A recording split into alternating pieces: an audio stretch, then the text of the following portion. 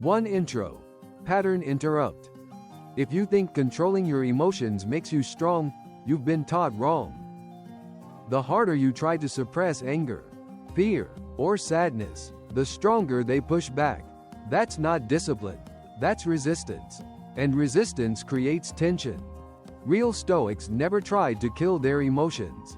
They trained their perception. Before we go deeper, subscribe to Legacy of Thinkers, because here, we don't chase motivation. We build mental strength that lasts. Now let's talk about what Stoicism actually teaches. 2 Relatable struggle.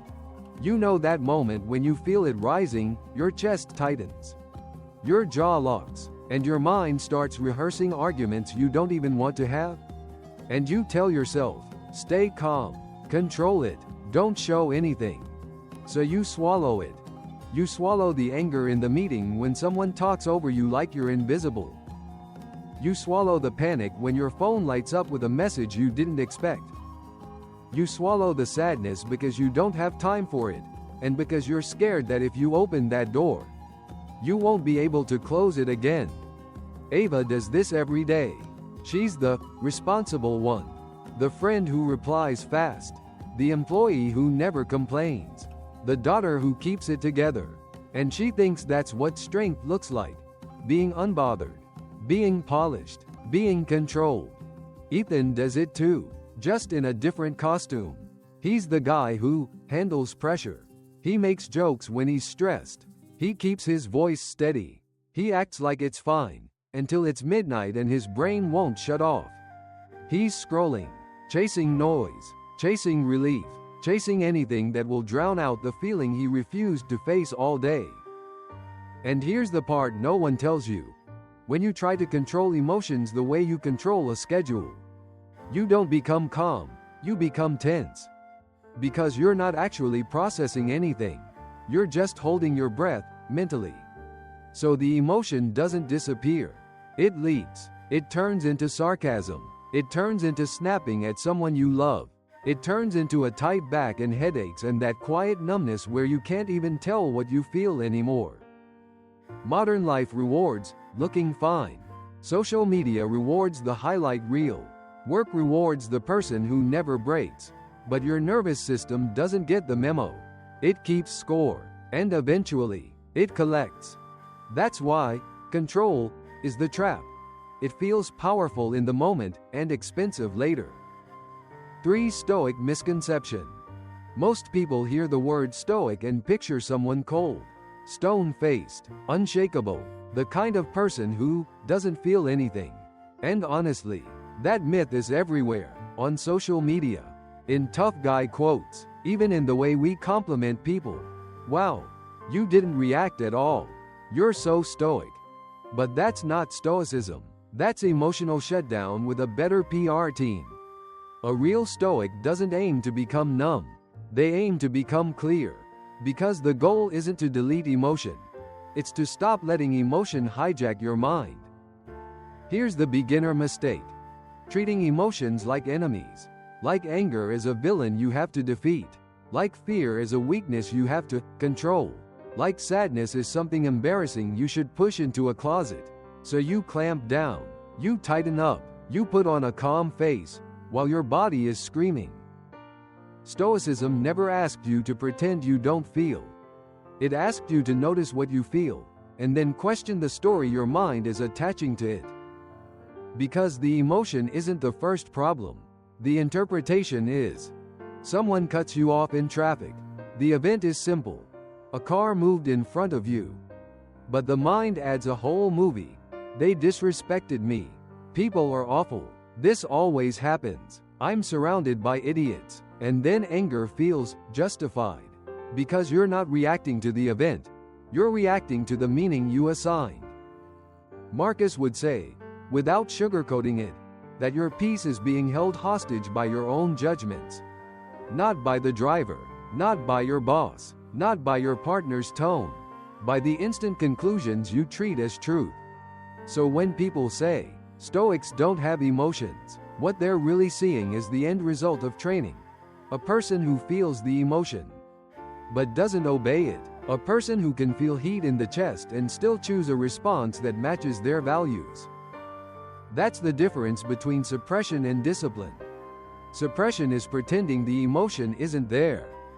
Discipline is admitting it's there, then refusing to let it choose your next move. And once you understand that, Stoicism stops sounding like a personality type and starts sounding like a skill you can practice. 4 Core Stoic Framework. So if Stoicism isn't about suppressing emotion, what is it about? It's about training the space between stimulus and response. There's a moment, so small you almost miss it, between what happens and how you react. Most people live as if that space doesn't exist. Something happens, and the reaction fires automatically. Anger answers anger. Criticism triggers defensiveness. Fear triggers avoidance. The Stoic trains that space. Step 1. Notice without judgment. Not, I shouldn't feel this. Not, this is weak. Just, anger is here. Fear is here. You observe the emotion the way a scientist observes data. You don't argue with it. You don't dramatize it. You name it. Marcus believed that once you can name something clearly, you reduce its power over you. Because vague emotion feels overwhelming. Defined emotion feels manageable. When Ava says, I'm overwhelmed, everything feels chaotic. But when she says, I feel embarrassed and dismissed, suddenly it's specific. And what's specific can be examined. Step 2. Separate the event from the interpretation. This is where discipline begins. An event is neutral. Your interpretation gives it emotional color. Ethan receives a short email from his boss. We need to talk. The event. 4 words. The interpretation. I'm in trouble. I messed up. This is bad. The Stoic pauses and asks, what are the facts? Not the story, not the fear. Just the facts. Most suffering doesn't come from events. It comes from the meaning we assign instantly and unconsciously. When you learn to question that meaning, you create emotional breathing room. You stop reacting to imagined threats. Step 3. Choose a response aligned with virtue. This is the part people miss. Stoicism isn't passive. It's not detachment from life. It's active character building. Once you've noticed the emotion and questioned the interpretation, you ask a better question. What response reflects the kind of person I want to be? Not, what feels good right now? Not, how'd I win this? But, what is wise? What is just? What is courageous? If anger is present, you don't deny it. You decide whether acting from anger serves your values. If fear is present, you don't shame it. You ask whether courage requires action despite it. That's the shift. Emotion becomes information, not command. And when you practice this repeatedly, something subtle changes. You still feel everything. You still get disappointed. You still get frustrated. But you're no longer thrown around by every internal wave. Ava begins to notice tension in her chest before she speaks. She pauses. She chooses clarity over sarcasm. Ethan notices the urge to withdraw. He chooses a difficult conversation instead. This is not emotional control. It's emotional maturity. And maturity isn't dramatic. It's quiet. It happens in micro decisions that no one applauds. It's choosing patience when irritation would be easier. Choosing honesty when defensiveness would feel safer. Over time, this framework rewires your relationship with emotion. You stop fighting yourself. You stop trying to be invulnerable. Instead, you become steady. Not because you feel less, but because you understand more. 5 Modern example. Ethan thought he was good under pressure. That's what people always told him. Calm, professional, reliable. The kind of guy who doesn't get emotional. Until the presentation. He had spent weeks preparing. Slides polished, numbers double-checked. He walks into the conference room steady. And halfway through, his boss interrupts. This isn't what we discussed. 4 words, that's it. But inside, it hits like a punch. His chest tightens. Heat climbs up his neck. His mind starts racing. You messed up. Everyone sees it. You look incompetent. The urge to defend himself is instant. He wants to explain, to push back, to prove he's right. That's the old pattern. React fast. Protect the ego. But this time, something different happens. He notices the sensation first. The heat, the tension in his jaw. Instead of jumping into defense, he silently labels it anger, embarrassment. No judgment, just awareness. Then he separates the event from the story. The event, his boss said, "This isn't what we discussed." The story, "I'm failing. I'm being attacked. This is a disaster." He pauses. What are the actual facts? He asks himself. The fact is simple. There's a mismatch in expectations. That's all. No public humiliation. No character attack. Just information. And then comes the final step. Response aligned with virtue. Instead of snapping back, he says calmly, "Can you clarify which part feels different? I want to make sure I understand." Not dramatically. No applause. No cinematic music. Just a subtle change. The energy softens. The conversation becomes collaborative instead of combative. Later that night, Ethan realizes something important. He didn't control his emotions. He felt them fully. The anger was real. The embarrassment was real. But he chose not to let them drive. That's the difference between suppression and strength. In the old version of himself, he would have either exploded or smiled tightly and carried resentment home. Both would have cost him something. This time, he kept his self-respect, and the situation didn't escalate. That's Stoicism in modern life. Not ancient robes, not marble statues. Just a man in a conference room, choosing clarity over ego. 6. Identity shift. Here's where the shift really happens. You stop asking, "How do I control this emotion?" And you start asking, "Who do I want to be in this moment?" That question changes everything. Because when your goal is control, you're fighting yourself. You're trying to overpower a natural human response.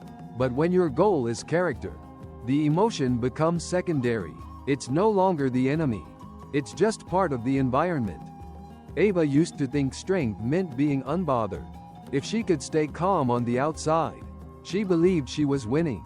But inside, she was exhausted, constantly monitoring her tone, her reactions, her facial expressions. Control became performance. Now, she sees it differently. When irritation rises, she doesn't panic. She doesn't shame herself for not being evolved enough. She asks, quietly, "What would a grounded person do here?" Not a perfect person. Not an emotionless person. A grounded one. And that subtle reframing gives her power. Because identity drives behavior. If you see yourself as someone who loses their temper, you'll fulfill that script. If you see yourself as someone who stays composed under pressure, your brain begins searching for behaviors that match that identity. Stoicism is identity training. It teaches you to define yourself by your chosen values, not your passing emotions. Ethan used to say, "That's just how I am. I get defensive." That statement locked him into a pattern. It made his reactions feel inevitable. But once he shifted the narrative to, "I'm becoming someone who responds thoughtfully," something changed. The next time tension rose, he hesitated, not because the emotion disappeared, but because his identity had evolved. He wasn't suppressing anger. He was outgrowing impulsiveness. And that's the deeper truth. You don't conquer emotions. You mature beyond being ruled by them. Emotions still visit. Frustration still knocks. Fear still whispers. But they no longer define your character. They no longer get the final vote. Your values do. This is what real strength looks like. Not coldness. Not numbness. Not domination. Steadiness. The kind of steadiness that comes from knowing who you are, especially when you're tested. That's the identity shift Stoicism offers. From reactive to intentional. From emotional control to emotional leadership. From "this feeling owns me" to "this feeling informs me." And once that shift takes place, everything else begins to follow. 7 Quiet power close. A beginner fights their emotions. A Stoic studies them. That's the difference. You don't need to silence anger to be strong. You don't need to eliminate fear to be courageous. You don't need to suppress sadness to be steady. You just need to pause long enough to choose who you are going to be. That pause, that space between feeling and action, is where your power lives. Not loud, not dramatic, quiet, consistent, unshakable. And the more you practice it, the less you're ruled by moods, and the more you're guided by values. So the next time emotion rises, don't ask, "How do I control this?" Ask, "What kind of person do I want to become?" If this shifted your perspective, share it with someone who needs it. Comment below. What emotion do you struggle with most? Like this video if you value strength over impulse. And subscribe to Legacy of Thinkers, where we build minds that don't break. Stay steady.